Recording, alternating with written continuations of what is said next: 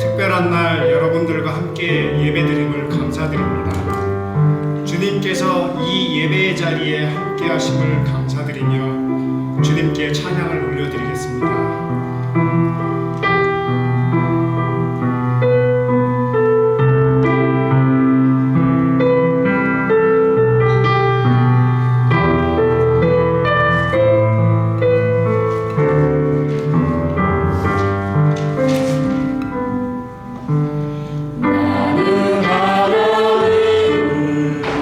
예배하는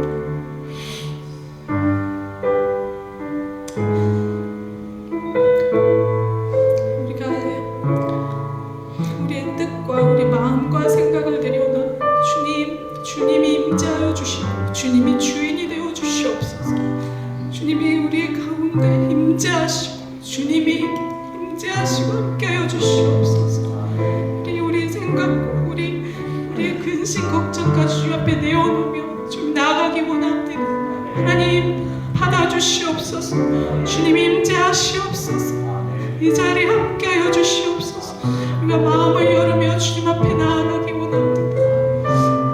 하나님 아버지 시간 가운데 우리 가운데 임재해 주시옵소서. 하나님 우리 성도님들 한 사람 한 사람 가운데 임재하여 주시옵소서. 주님 하나님께서 도와주시옵소서. 주님 주인이 되어 주시기 원합니다. 주님 하나님 이 예배 가운데 주님 영광 받아 주시옵소서. 우리 가운데 주님 임재해 주시옵소서. 주님 아버지 주님의 필요한 우리 연약합니다. 주님 주님 앞에 범죄하지 않게 하시옵소서. 주님 주님 영광 받아 주시옵소서. 주님 아버지 주님의 필요합니다. 주님 지날 수 없습니다. 주님 없이 우리가 살 수 없습니다. 주님 도와주시옵소서. 대신하지 않고 주님을 대신하여 주시옵소서. 아버지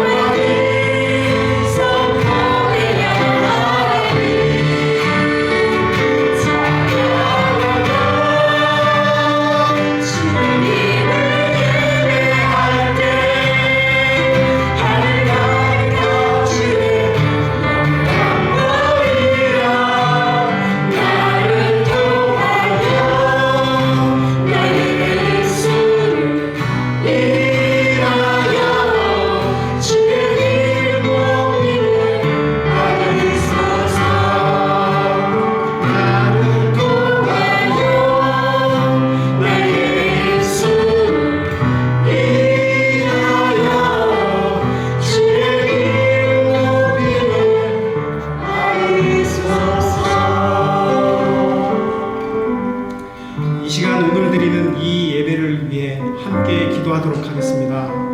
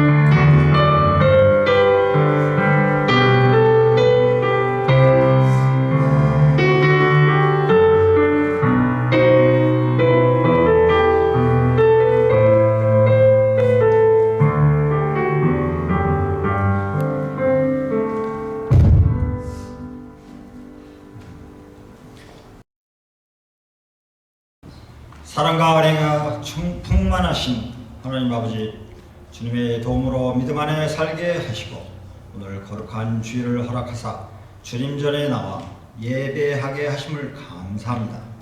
이 시간 드리는 예배가 기뻐 받으시는 산 제사가 되게 하시고 하늘문을 여시사 신령과 진정으로 예배를 드리고자 오늘 이 자리에 모신 모든 성도님들이 성령 충만받는 시간이 되게 하여 주시옵소서. 또한 연약한 저에게 힘과 능력 주시어 하나님의 말씀대로 바로 살 수 있게 하시며 주님의 은혜 가운데 말씀 안에서 성령 안에서 믿음 안에서 늘 주님과 동행하는 삶을 살아가게 하여 주시옵소서.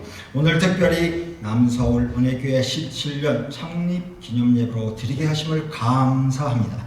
지난 17년을 돌아볼 때 하나님 은혜가 아니었다면 우리 교회는 이 자리에 결코 없었을 것입니다. 참으로 사람은 계획할지라도 그 길을 인도하시는 분은 하나님이심을 고백합니다.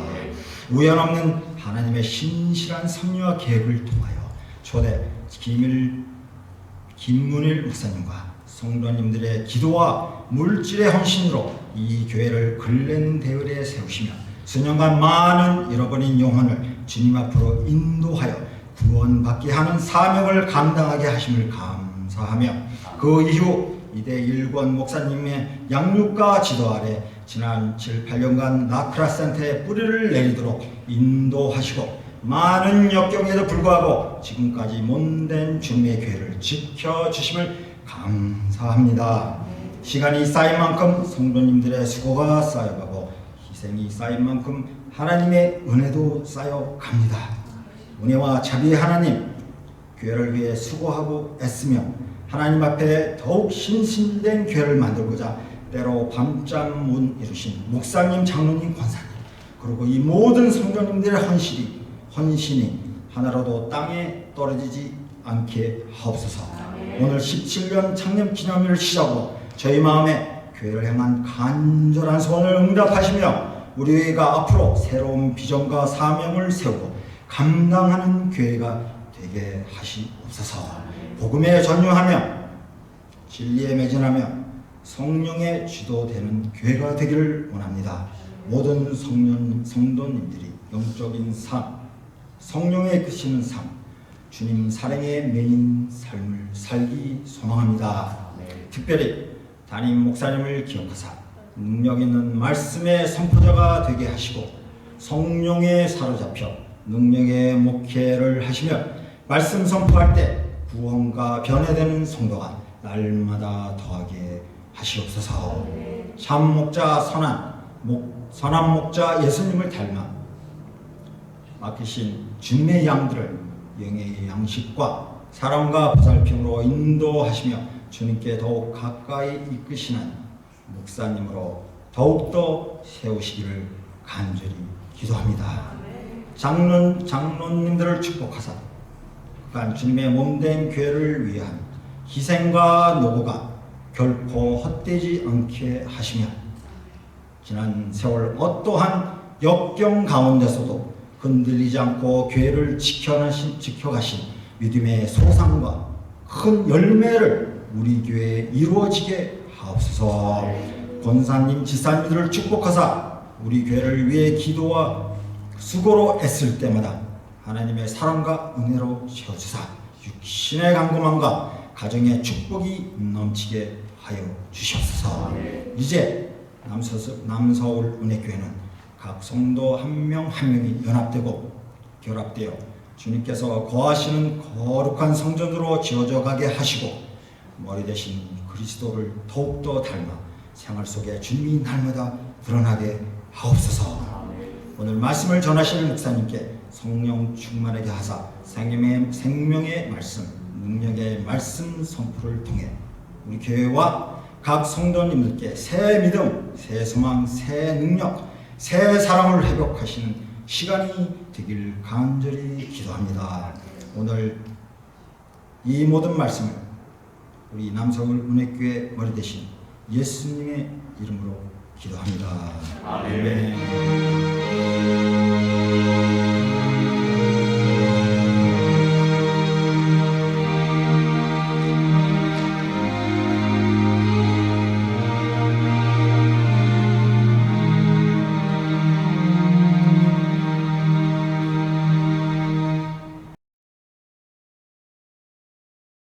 2021년 교회 표어는 주님의 말씀으로 세워지는 교회입니다.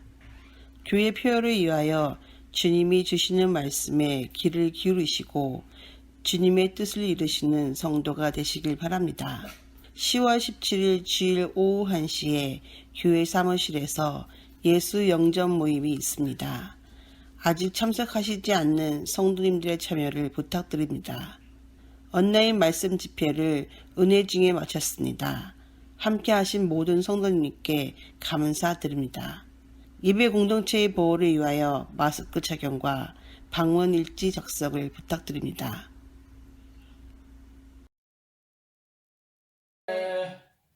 안녕하세요. LA 남성의교회 17주년 참 시간이 많이 지났네요. 우리 삶 속에서 허락하셨던 17년 전의 은혜를 다시 한번 생각하게 됐습니다. 그동안 많은 시간들이 지났지만 그럼에도 불구하고 하나님께서 교회를 세우시고 지금까지 지켜주시고 함께 하시는 은혜를 찬양합니다. 저희는 여러분들의 파송을 받고 러시아 극동지역 연해주에서 열심히 사역을 하고 있습니다. 저의 사역의 타겟은 연해주 내에 무교의 지역, 그곳에 하나님의 교회를 세우고 또 그리고 그곳에 있는 영혼들을 섬기는 일을 지난 8년 동안 해왔습니다. 참 어려움이 많았지만 여러분들의 기도 그리고 후원에 힘입어서 여기까지 올 수 있었던 것 같습니다. 앞으로 이곳에 하나님의 나라가 더 견고히 세워지는 날까지 저와 여러분들이 함께 이 사역을 계속해 주시기를 기도합니다. 지난 17년의 시간 속에 하나님의 은혜 가운데 함께 하심을 위해서 감사하고 저희 또한 파송을 받고 이곳에 8년의 시간을 지나게 하시고 그동안에 여러 가지 일들이 있었지만 그 가운데서 함께 하신 주님을 찬양합니다. 부족한 저희들을 위해서 늘 기도와 물질로 후원해 주신 LA 남성의교회 성도님들과 또 목사님 깊은 감사를 드립니다. 앞으로 정말 저희들이 이곳에서 더 열심히 주어진 사역들을 잘 감당할 수 있도록 더 많은 기도 부탁드리고, 저희 또한 이곳에서 LA 남소년교회를 위해서 항상 기도하겠습니다. 코로나로 인하여서 참 힘들고 어려운 시기인데 여러분 힘내시고요. 또 늘 건강하시길 바랍니다. 그리고 교회가 많이 힘든 것 또한 알고 있습니다. 그러나 이 모든 시간 또한 지나가리라고 보고요. 끝까지 견디어 이기는 자들은 하나님께서 주실 은혜가 있다고 분명히 말씀하셨습니다. 힘내시고 주께서 부르신 부름의 상을 쫓아서 러시아에서 또 미국 LA에서 함께 걸어가기를 간절히 기도합니다. 다스비다냐, 다스비다냐, 평안하십시오. 언제나 신실하신 하나님 참 감사합니다. 우리에게 허락하신 지난 6일 동안 가정과의 터를 지켜주시고 주님께서 교회를 이곳에 세우시고 17년 이 기나긴 시간 동안 늘 함께하여 주신 것 감사합니다. 이 시간 우리의 그 감사의 마음을 이 소중한 예물과 찬양팀과 함께한 찬양의 고백에 담아서 우리 영원한 소망이 되시는 주님께 올려드립니다. 그동안 주님의 몸 되신 교회를 위하여 애쓰고 수고한 주의 백성들에게 필요한 위로와 격려를 허락하시고 다시금 주님의 나라를 위하여 헌신하며 살아갈 수 있도록 주님 붙잡아 주시옵소서. 이 시간 간절히 바라옵기는 세상에 살아가며 우리의 것과 주님의 것을 명백히 분별하게 하시사 우리에게 주신 물질은 우리를 위하여 가치 있게 사용하고 주를 위하여 드려야 할 것은 온전히 주님께 드릴 수 있는 굳건한 믿음도 허락하여 주시옵소서. 특별히 하나님께서 복을 주시기로 약속해 주신 이날에 우리가 하나님 앞에 예배 드림으로 오늘을 어떻게 살 것인가 결단하는 이 뜻깊은 시간 되게 하여 주시옵소서. 드려진 모든 것들이 마땅히 사용되어질 곳에 사용될 줄 믿고 바라오며 우리에게 평안 주시는 예수님의 이름으로 기도드렸습니다. 아멘. 오늘 함께 하실 하나님의 말씀은 마태복음 28장 16절부터 20절의 말씀입니다. 마태복음서 28장 16절부터 20절의 말씀을 저와 여러분이 한 목소리로 함께 봉독하겠습니다. 함께 봉독하겠습니다. 11 제자가 갈릴리로 가서 예수께서 일러주신 산에 이르렀다. 그들은 예수를 뵙고 절을 하였다. 그러나 의심하는 사람들도 있었다. 예수께서 다가와서 그들에게 말씀하셨다. 나는 하늘과 땅의 모든 권세를 받았다. 그러므로 너희는 가서 모든 민족을 제자로 삼아서 아버지와 아들과 성령의 이름으로 세례를 주고 내가 너희에게 명령한 모든 것을 그들에게 가르쳐 지키게 하여라. 보아라, 내가 세상 끝날까지 항상 너희와 함께 있을 것이다. 아멘.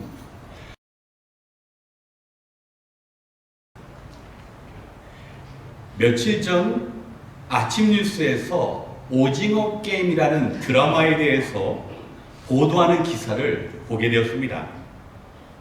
현재 넷플릭스에서 제공하고 있는 전 세계 83개국에서 이 한국 드라마가 모두 시청률 1위를 차지하면서 열풍이 불어오고 있습니다. 이 드라마의 인기와 더불어서 여기에 등장하는 뽑기를 만드는 달고나 키트는 한국보다 10배나 더 비싸게 미국에서 판매되고 또 이 작품과 유사한 패러디된 드라마가 많이 유행하고 있다고 합니다. 한국말을 모르는 외국 사람들이 한국어로 되는 영화를 보는데 아래에 있는 자막, 서브타이틀을 보면서 8부작의 이 드라마를 시청한다는 것은 거의 기적에 가깝다고 합니다. 그리고 한 나라만이 아니라 모든 이 드라마를 시청하는 국가에서 전체 1위를 차지하고 있다는 것이 사실 우리 한국 사람에게는 큰 자부심이 될 수 있습니다. 제가 오징어 게임의 스토리를 말씀드리는데 스포일이 될 수 있습니다. 잠시 앞으로 이 영화를 보실 분은 귀를 막으셔도 괜찮습니다. 이 드라마를 보면 450여명의 참가자가 등장합니다. 여기에 등장하는 참가자나 주인공은 힘이 세거나 특별한 능력을 가진 슈퍼 히어로가 아닙니다. 해고된 중년 남성, 가난한 외국인 노동자, 힘이 없는 할아버지, 또 빚에 쫓기는 여성들, 이들이 무궁화 꽃이 피었습니다. 그리고 구슬게임, 또 뽑기, 줄다리기 이런 게임에 참가하는데 이들은 게임의 즐거움이나 재미를 위해서 이 오징어 게임에 참여한 것이 아니라 어마어마하게 큰 빚을 자기 힘으로 감당할 수 없어서 상금 때문에 모두 참여한 사람입니다. 그런데 여기에 걸린 상금은 오직 한 명의 승자에게만 주어집니다. 만약에 게임에 실패하게 되면 나머지 2등부터 모든 사람은 죽음을 맞이하게 됩니다.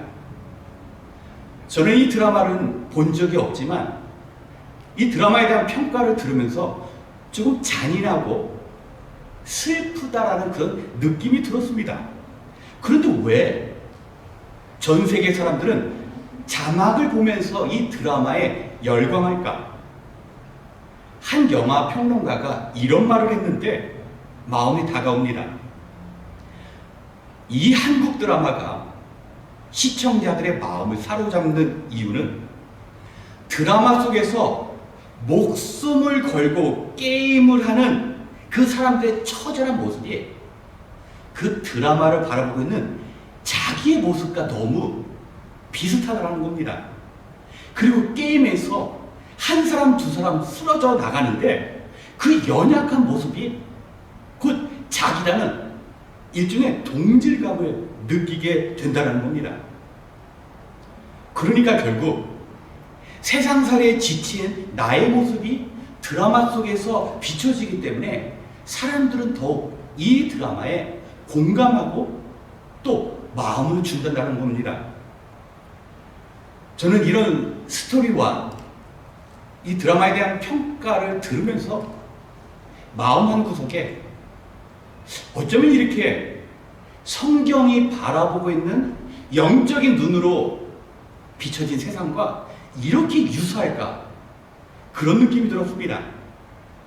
여기 드라마 속에 참가한 사람들은 세상에서 해결할 수 없는 그 문제를 해결하고자 이 오징어 게임에 참가합니다. 그런데 결론이 무엇입니까? 파멸입니다. 한 명을 제외하고 다 죽는데 마지막 승자가 된 이 한 명조차 승자가 됐긴 됐지만 진정한 행복을 누리지 못하고 살아간다고 그렇게 드라마는 마지막 결론을 내립니다. 이 세상에 살아가는 사람들의 모습 비슷하지 않습니까? 죄된 인간들이 이 땅에서 무엇인가 이루고자 성실히 노력하면서 살아가는데 마지막 최종 결론은 아담과 하와가 지은 죄와 자기 자신의 죄로 인하여 죽음이라는 그 파멸을 맞이하게 됩니다. 그리고 아둥바둥하면서 노력해서 자기가 원하는 꿈을 이룬 사람들조차 진짜 행복한가? 그렇지 않다는 겁니다. 잠시 행복이 찾아오는 것 같은데 그 행복조차 이제 익숙해지고 또 다른 목표에 열망하는 것이 이 세상 사람들의 모습이라는 겁니다. 이 게임을 보면 처음에 참가한 사람들이 주변의 참가자들이 죽어가는 모습을 보고 두려워서 이곳을 떠나려고 합니다. 그런데 한 번 들어온 사람은 마음대로 나가는 것이 허용되지 않습니다. 오직 죽어야지 이 게임에서 탈출할 수 있습니다. 우리 인생도 마찬가지지 않습니까? 나는 살아가는 인생이 너무 고달프니까 여기서 그만 스탑하고 싶습니다 라고 내가 바란다고 해서 우리를 힘들게 하는 이 환경이나 우리를 넘어뜨리려고 하는 그 불행이 결코 끝나지 않는다는 겁니다. 어쩌면 이 드라마를 보는 시청자들이 재미가 있으면서도 마음 한켠 씁쓸한 마음이 드는 것 이상으로 이 세상 사람들을 바라보는 우리 하나님의 마음도 그렇게 씁쓸하지 않을까 생각이 되어집니다. 그런데 오징어 게임의 결말은 슬프게 마무리되지만 하나님께서는 이 세상 가운데 참가한 모든 사람들이 인생의 여정 가운데 모두 파멸을 향해 달려가고 있는 우리들을 위하여 독생자 예수 그리스도를 보내주시고 모두 함께 승자가 되게 하시되 그 기쁨과 행복이 끝나지 않는 영원한 세상으로 저와 여러분을 초대해 주셨습니다. 그렇기 때문에 오징어 게임과 우리 인생이 다른 것은 오징어 게임은 슬픈 결말이지만 하나님께서 우리와 함께 하시는 인생은 가장 깊은 해피 엔딩으로 끝난다라는 겁니다.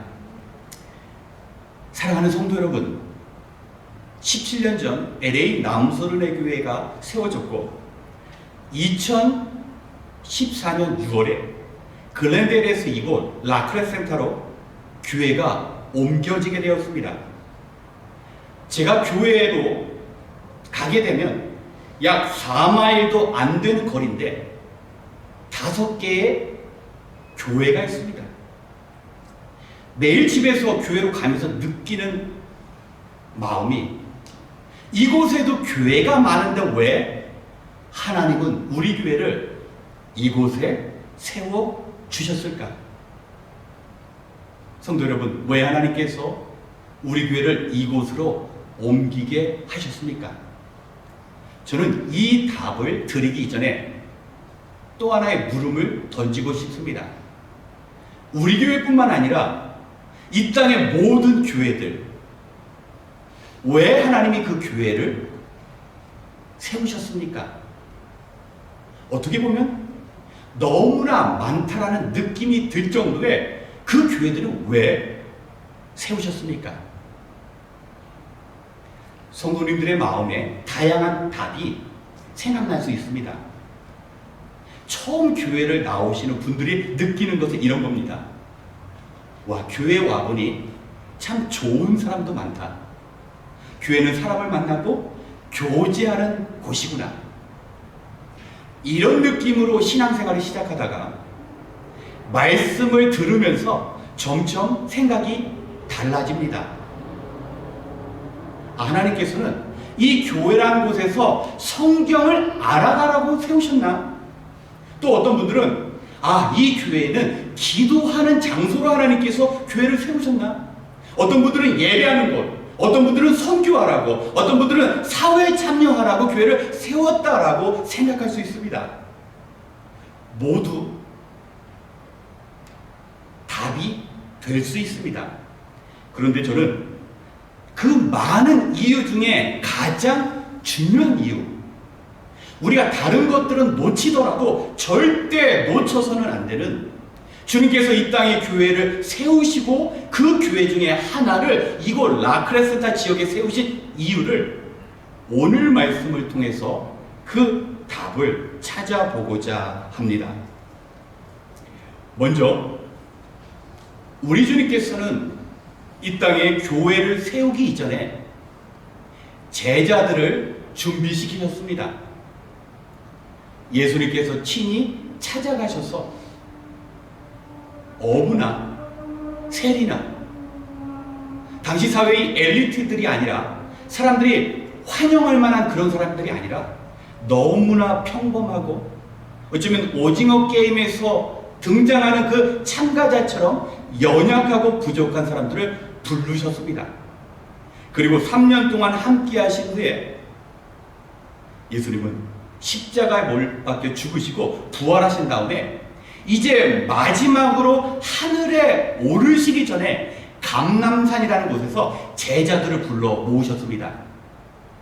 이제 잠시 후면 예수님은 하늘로 올라가셔서 더 이상 이 땅에서는 제자들을 만날 수가 없습니다.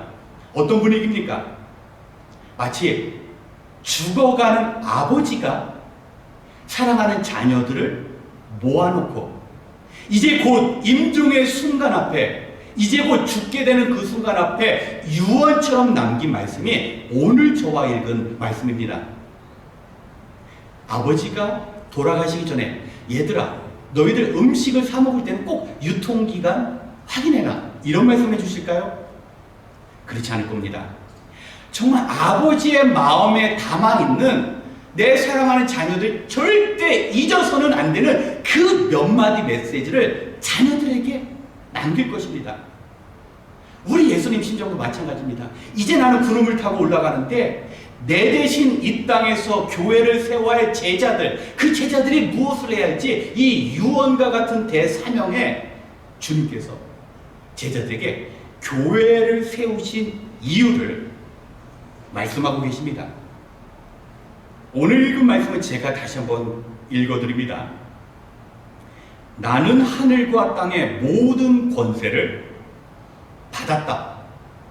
이제 예수님께서 교회를 세우신 이유와 어떻게 교회를 세워가야 할지를 말씀하시는데 예수님만의 생각이 아니라 하늘에 계신 하나님으로부터 받은 하나님의 뜻, 그러니까 예수님의 뜻과 더불어 하나님의 뜻을 가지고 교회를 세운 이유를 말씀하십니다.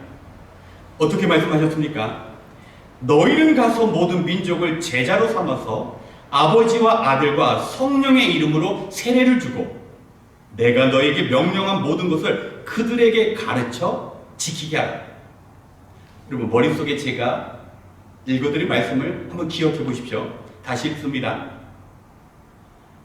너희는 가서 모든 민족을 제자로 삼아서 아버지와 아들과 성령의 이름으로 세례를 주고 내가 너에게 명령한 모든 것을 그들에게 가르쳐 지키게 하라. 이 문장에는요 4개의 동사 같은 단어들이 등장합니다. 제가 읽어드린 말씀을 기억하십니까? 어떤 말씀입니까? 바로 예수님께서 너희는 가서 그리고 모든 민족을 제자로 삼아서 그리고 세례를 주고 가르치라. 이 4개의 단어가 우리에게는 다 명령형으로 보여집니다. 너희들 가라, 제자 삼아라, 세례 주라, 가르치라. 한글 성경과 영어 성경에 보면 모두 같은 형태인데요. 헬라어 원문을 보면 이 4개의 단어 중에 하나는 명령형, 그리고 나머지 3개의 단어는 분사입니다. 명령형을 수식해 주는 단어입니다. 여기서 헬라어 원문에 나오는 명령형, 예수님께서 명령하신 것은 바로 제자를 삼는 겁니다. 그래서 문장을 해석해 보면요, 예수님은 너희들은 이 땅에서 제자를 삼아라. 그리고 제자를 삼기 위해서 가고 제자를 만들어서 세례를 주고 제자들에게 가르치라. 교회의 머리가 되시고 주인이 되신 예수님께서 이 땅에 부탁하신 일들은 예배하고 기도하고 선교하고 우리가 봉사하면서 사회에 참여하는 것도 중요하지만 예수님의 명령, 우리가 거역할 수 없는 마지막 남기신 명령은 바로 제자를 만드는 일이라는 겁니다. 어쩌면 우리는 교회를 오래 다녔지만 유언처럼 제자들에게 남겨주신 이 말씀, 내가 너희를 제자 만든 것처럼 너희도 제자 만드는 일을 하여라. 교회에 주신 가장 중요한, 양보할 수 없고 우리가 포기할 수 있는 주님의 명령은 바로 제자를 만드는 일입니다. 그런데 돌이켜보니 예수님의 삶이 그랬습니다. 3년 동안 제자들과 함께 먹고 마시면서 하늘로 올라가실 때 십자가의 부활의 사건을 천사들에게 부탁하지 않았습니다. 성전에 있는 대제사장에게, 바리새인들과 서기관들에게 그 사명 주시지 않았습니다.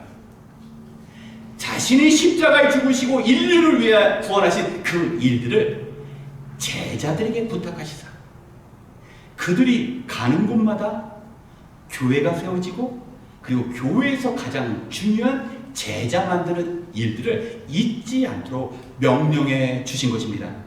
자, 그렇다면 우리가 어떻게 제자를 삼아야 하는지 이 문장 속에 나타난 3가지 명령을 기억하겠습니다. 첫 번째, 너희는 가서. 우리에게 필요한 일이 바로 가는 일입니다. 예수님께서는 제자들에게 먼저 자기의 집을 떠나라고 말씀하십니다. 누구를 찾아가야 합니까? 나와 같이 예수님의 제자가 아닌 사람, 그 자리에 머물러 있는 것이 아니라 제자 한 사람 한 사람에게 제자가 아닌 사람을 찾아가라. 누가 그 일을 감당해야 합니까?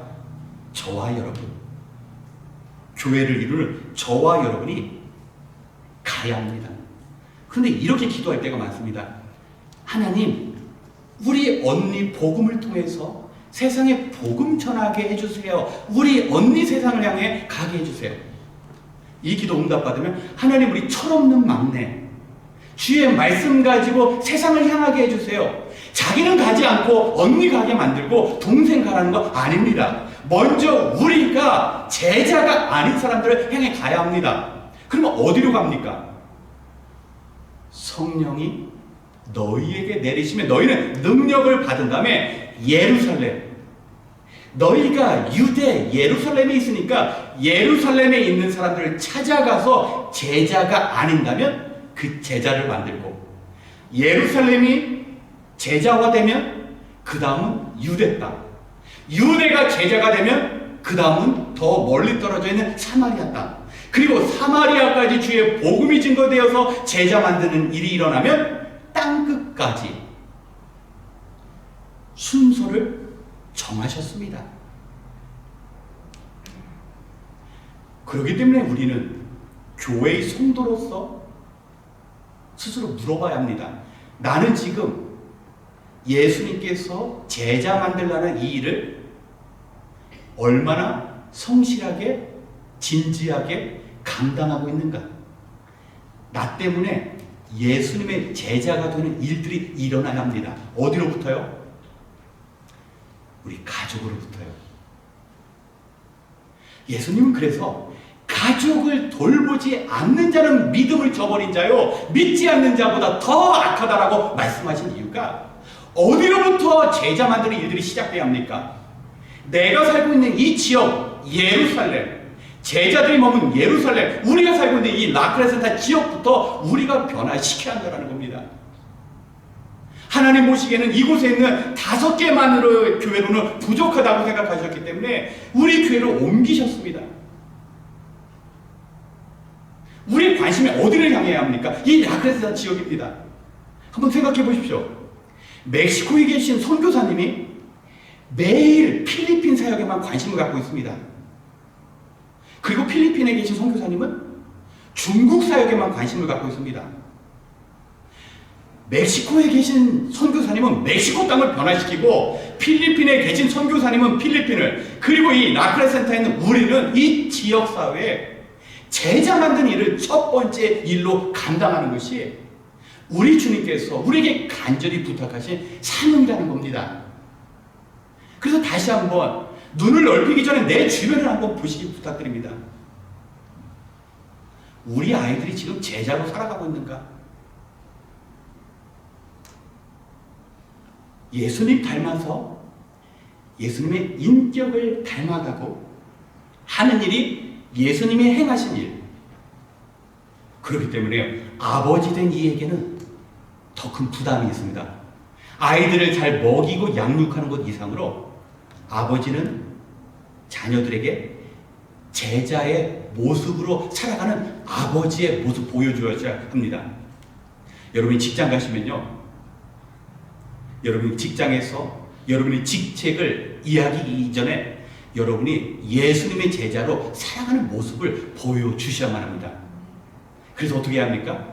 그래서 양보하는 거예요.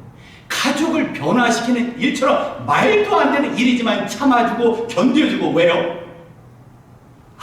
그 특별한 이유가 예수님의 제자로 살아가는구나. 양보할 수 있어야 합니다. 그리고 두 번째, 어떤 일이 필요합니까? 세례를 주라. 우리는 세례를 하면 먼저 떠오르는 것이 물을 머리에 뿌리거나 강물과 같은 곳에 완전히 잠기는 것을 생각합니다. 맞습니다. 이거는 세례 의식입니다. 그러나 세례 의식보다 더 중요한 것이 바로 세례에 담긴 의미입니다. 세례를 주다라는 이 말이 원어를 보면 밥티즈마로 물속에 잠긴다라는 뜻도 있고요, 땅에 파묻힌다, 매장된다라는 뜻도 있습니다. 세례를 받는 의식은 무엇을 뜻합니까? 그리스도 예수와 하나가 되어서 내가 그리스도가 되고 그리스도께서 내 안에 계셔서 우리가 그와 함께 죽는 일. 세례라는 의식은 여러분이 물속에 담김으로 물속에 담긴 생명이 죽어가는 것처럼 이제 여러분의 옛 자, 여러분의 성품과 여러분이 통제할 수 없는 여러분의 나쁜 기질도 이제 예수 그리스도와 함께 죽은 것입니다라를 선포하는 것이 세례 의식입니다. 그래서 저희 교회는요, 세례 아무나 안 드립니다. 적어도 물을 뿌리는 예식으로서의 세례가 아니라 나는 이제 그리스도와 함께 죽었습니다. 어찌 죽은 자가 성을 내고 죽은 자가 자기의 욕망을 드러내며 죽은 자가 어찌 하나님의 일을 거스릴 수 있겠습니까? 그런데 이 땅에서 십자가에서 죽은 자만이, 그리스도의 그 십자가의 죽음을 경험한 자만이 그리스도의 부활도 경험할 수 있는 것입니다.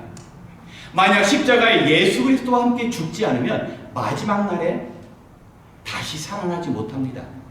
그런데 예수 그리스도와 하나가 된다면 그분이 죽었다가 사흘 만에 다시 부활하신 것처럼 우리 역시 우리의 육신은 죽는다 할지라도 우리는 그와 함께 하나가 되었기 때문에 다시 살아나서 예수님이 지금 하늘로 오르사 아버지 하나님과 함께한 것처럼 우리 역시 하나님 아버지와 함께 한다는 겁니다.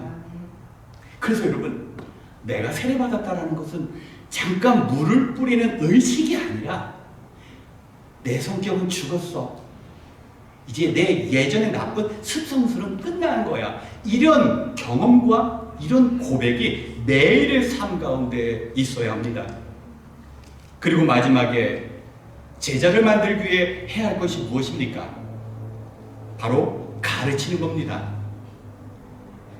예수님께서는 인자는 섬김을 받으러 온 것이 아니라 섬기러 왔으며 많은 사람들을 구원하기 위하여 치를 몸값으로 자기 목숨을 내주러 왔다. 무엇을 가르쳐야 합니까? 섬기는 일입니다. 낮아지는 일입니다. 남들을 존중하는 일입니다. 제자가 되었는가 되지 않았는가를 평가하는 가장 중요한 기준이 될 수 있는 것이 예수님께서 이 땅에 오신 그 목적대로 살아가는 것. 세상에서는 자신을 낮추고 말씀에 순종하고 권위에 복종하는 일들을 그렇게 반기지 않습니다. 그러나 예수님은 그 모든 것을 거슬려서 강한 자와 함께하기보다는 연약한 자들, 내게 도움을 줄 수 있는 사람들보다는 내게 도움을 받아야 하는 그런 사람들을 관심을 가지셨다는 겁니다. 어느 정도까지 희생하십니까? 자기 목숨을 내줄 만큼. 예수님께서는 가르쳐서 가르치는 것이 끝이 아니라 가르친 대로 우리 주변에 있는 사람들이 예수님처럼 살아가도록 그렇게 부탁하신 것입니다. 2007년 4월에 제가 이곳에서 신학교를 다닐 때 여러분 기억하실 것입니다. 버지니아 공대, 버지니아 텍에서 총기 난사 사건이 일어났습니다. 조승이라는 이름을 가진 한국 청년이 캠퍼스를 돌아다니면서 총기를 난사해서 32명이 죽고 23명이 부상하고 일부는 건물에서 뛰어내리다가 다친 그런 사건이 있었습니다. 결국 이 청년은 스스로 목숨을 끊었습니다. 제가 이때 정말 학교에 가기가 싫더라고요. 왜냐면 많은 대학에서는 왜 죄 없는 공부하는 학생을 외국에서 온 그 청년이 무고한 사람들의 피를 흘리게 했는가? 제가 다니는 학교도 신학교지만요, 캠퍼스 안에는 유학생의 그 어수룩한 발음을 조롱하는 듯한 그런 학생들도 있고요. 교수님 중에는요, 한국 제품이 이렇다 저렇다, MP3를 하나 샀는데 국산인데 정말 쓸모없는 쓰레기 같다, 한국차가 왜 이렇게 고장이 많냐면서요, 은근히 동양인을 비하는 교수님도 있었습니다. 제가 받는 수업 중에 A시어는 저 혼자였는데 정말 그런 날을 학교 가기 싫더라고요. 내가 마치 범죄를 행한 것 같은 그런 느낌입니다. 그런데 저를 가르친 교수님이 있습니다. 사진 속에 보이는 분인데요, 우리 원 목사님 아실 것입니다. 리차드 릭스비라는 교수님인데, 수업을 시작하기 전에 먼저 이렇게 합니다. 우리 이 시간 함께 기도하기를 원합니다. 우리가 기도해야 할 이유는 지금 우리 주변에 일어난 사건 때문에 우리 안의 분노가 또 다른 희생자를 만들고 또 다른 분노를 낳을 수 있기 때문입니다. 기억하십시오. 지금 이 비극적인 사건을 일으킨 그 청년마저 이 땅에서 희생자가 될 수 있었을 것입니다. 자기가 감당할 수 없는 어려움 때문에 그런 일들이 일어날 수 있었을 것입니다. 그리고 그 청년의 가족을 위해서 우리가 기도해야 합니다. 아들을 잃었을 뿐만 아니라 사람들이 자신을 향한 그 비난과 원망으로 그들은 지금 고통스러워하고 있습니다. 우리는 더 이상 이 나라에서 이런 일들이 일어나지 않도록 우리가 기도해야 합니다. 저는 고개를 숙이지 못하고 수업에 참여하면서 그분의 모습을 잠시 떠올랐습니다. 제가 인터넷에서 찾은 사진인데요, 만약에 이 강의실에 예수님이 계셨더라면 이런 말씀 하시지 않았을까? 교수 입장에서 본다면 무고하게 죽은 그 학생 편에 서서 정죄할 수도 있습니다. 아니 그냥 침묵해도 괜찮습니다. 그런데 어려움 가운데 있는 그 약자들의 소수, 그 적은 사람들의 편에 서서 그들을 위하여 기도하자라는 그 말씀이, 사실 신학교에서 제가 이 교수님께 받은 그런 학문적인 것보다 나도 이런 자리에 설 수 있다면, 누군가가 어려움에 처할 수 있다면 그 사람들을 품고 보듬을 수 있는 저런 교수님처럼 살아야겠다는 마음을 먹게 된 것입니다. 여러분, 가장 힘있는 가르침은 무엇입니까? 이렇게 합시다, 이런 삶을 살아야 합니다라는 그 말보다 이 땅에서 주님처럼 살아나가는 겁니다. 예수님이 계셨다라면 나는 이분한테 어떤 모습으로 대하였을까? 분명히 하나님의 아들이신 예수님은 이 땅에 인자, 사람의 아들이 되어 오셨습니다. 모두 높아지고자 하는 이 세상에서 낮아지고 어려운 사람들, 고통 가운데 있는 사람들과 함께 한다는 것. 이것이 바로 주님께서 말씀하신 제자를 만드는 일이며 이 땅에 많은 교회를 세우신 목적이기도 합니다. 사랑하는 성도 여러분, 오늘 이 시간 17년 전에 이곳에 교회를 세우도록 인도하신 하나님께서 마지막 세상을 떠나는 아버지의 그 유언과 같이 우리에게 부탁하신 일이 있습니다. 바로 제자 만드는 일입니다. 그 제자 만드는 일을 위해서 우리는 찾아가야 합니다. 아직 제자가 아닌 우리 주변에 있는 사람들을 찾아가고 그들에게 세례를 줌으로 예수님과 함께 우리 자아가 죽는 일, 그리고 예수님의 그 삶을 우리가 몸소 가장 힘있는 우리의 삶으로 예수님의 모습을 제자들에게, 아직 주님을 만나지 못한 그들에게 가르쳐야 합니다. 오늘 이 시간 함께 기도할 때 주님께서 이 교회를 세우시고 우리에게 부탁하신 이 사명 감당할 수 있도록 이 시간 함께 기도하겠습니다. 하나님 아버지, 참 감사드립니다. 이 땅에 수많은 교회들이 있지만 LA, 남솔, 은혜교회를 17년 전에 세워주시옵시고 충성된 주님의 종들을 통하여 오늘 이 자리까지 인도하여 주신 은혜 감사합니다. 하나님 아버지, 우리가 주님의 부르신 가운데 모였사오니 우리 한 사람 한 사람으로 말미암아 우리가 먼저 주님의 제자된 삶을 살아가고 아직 제자되지 않은 사람들을 찾아가서 소망이 없는 이 세상 가운데 우리 주님께서 그 불쌍한 영혼들을 바라보신 그 심정과 그 마음으로 사람들에게 찾아가서 그들의 아픈 상처를 보듬을 수 있는 주님의 마음을 허락하여 주시옵소서. 우리가 먼저 가기 원합니다. 그들에게 세례를 주고 그들에게 가르쳐서 주님이 원하시는 제자가 세워지는 아름다운 교회 만들어줄 수 있도록 주님 함께하여 주시옵소서. 오늘도 하나님 주님의 교회를 세워주신 하나님께 감사드리며 모든 영광 주님께 올려드리기 원합니다. 하나님 한 분 한 분 주님께서 지쳐있는 성도님들 계시다면 찾아가 위로해 주시옵시고 낙심 중에 있는 성도님이라면 주님의 마음으로 품어주셔서 주님 오실 때까지 주님의 그 선하신 능력으로 주님께서 맡기신 그 교회의 사명, 제자의 사명 감당할 수 있도록 하나님 주님 오시는 그날까지 흔들리지 않고 주의 은혜로 이 일을 감당할 수 있도록 주님 함께하여 주시옵소서.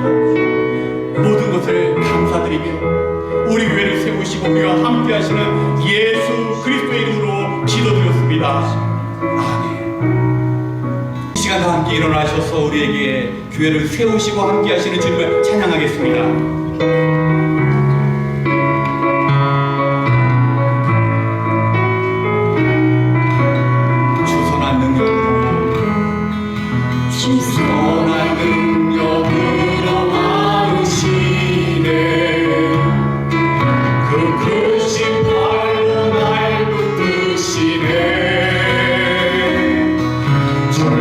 속에도 흔들리지 않고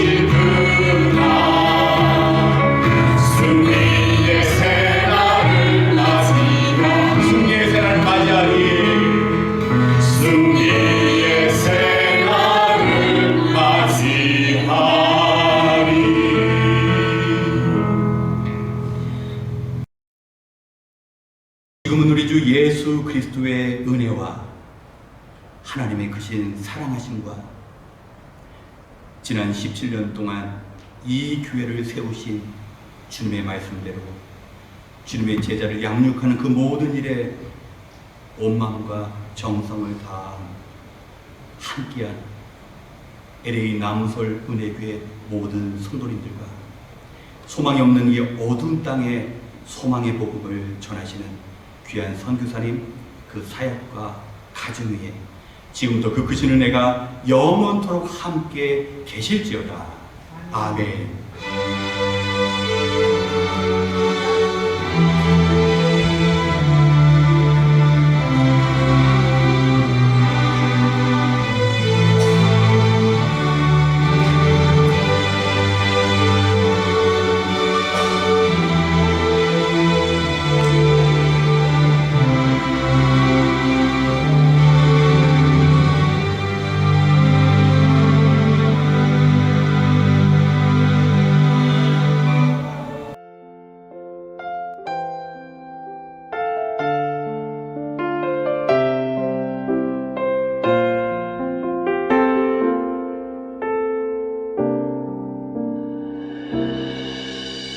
주 나의 모습 보네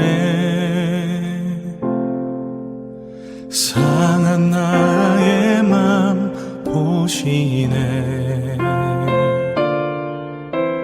주 나의 눈물 안에 홀로 울던 맘 아시네 주 나의 모습 보네 상한 나의 맘 보시네